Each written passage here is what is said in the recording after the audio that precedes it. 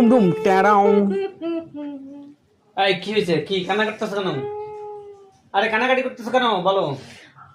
আমি পরীক্ষায় অকৃতকার্য হয়েছি। কি কার্য হয়েছ? অকৃতকার্য।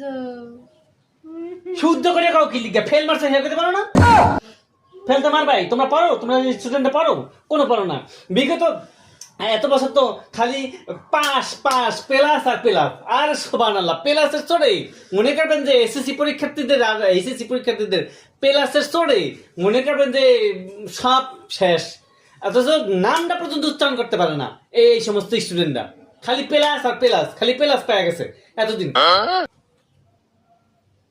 এখন এখন এই স্টুডেন্টরা মানে আমি মনে করি যে এটাই প্রকৃত শিক্ষা।